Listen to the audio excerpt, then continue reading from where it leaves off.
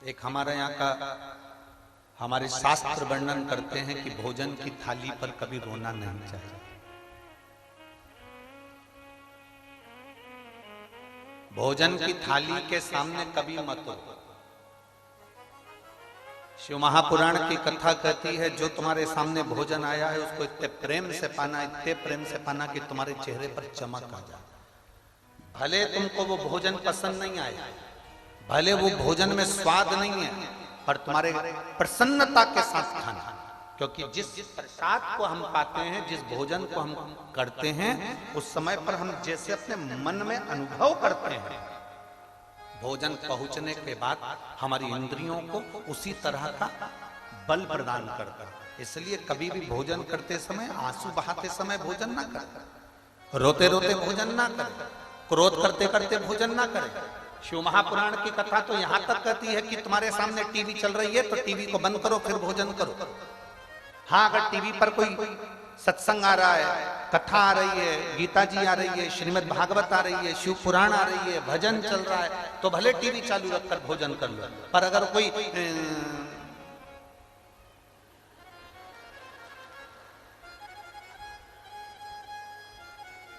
भाभी जी घर पर है और तुम टीवी चालू कर कर भोजन कर रहे हो और भोजन करते करते तुम्हारा ध्यान उस टीवी पर बना हुआ है, तो तुम्हारी इंद्रियों के लिए वो श्रेष्ठ नहीं, तुम्हारी इंद्रियों के लिए वो ठीक नहीं। भोजन करो, रोते हुए भोजन नहीं। भोजन का बहुत बड़ा प्रमाण है, बहुत बड़ा है। कोई कोई हमारे भोजन करते समय हमारे सामने आ जाता है, घर पे आ जाता है। अब घर पर कोई भोजन करते समय आ गया तो तुम्हारे दो मन हो जाते हैं। एक मन से तो तुम कह रहे हो आओ साहब भोजन कर लो, और दूसरे मन से सोच रहे हो जाता क्यों नहीं।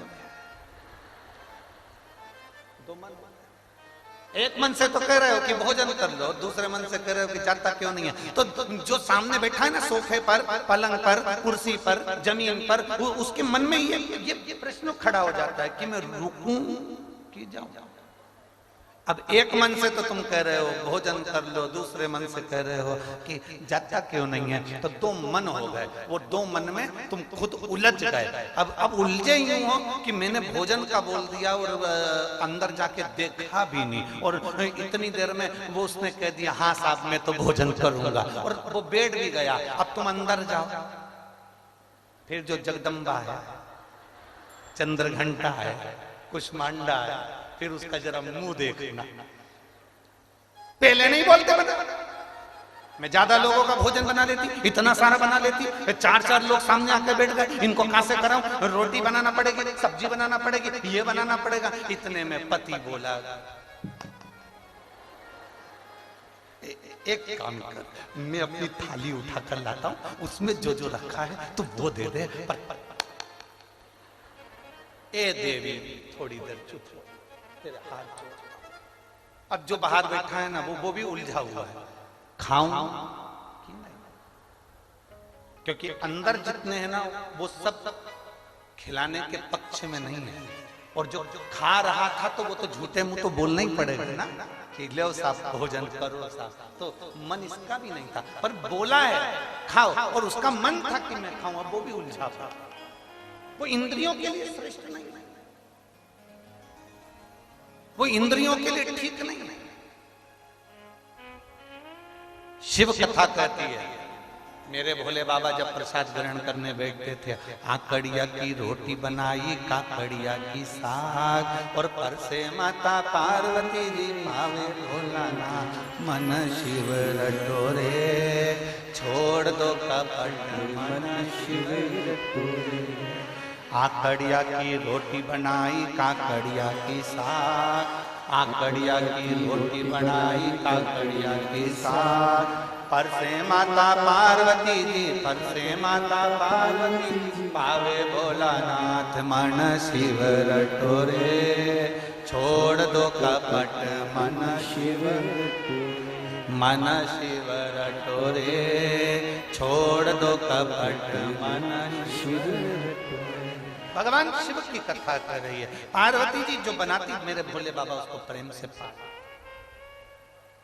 मेरे शंकर भगवान उसको प्रेम से ग्रहण कर। और महाराज लगन तुमसे लगा बैठे, जो होगा देखा जाएगा। एक बार जोरदार ताली बजाकर पूज्य गुरुदेव।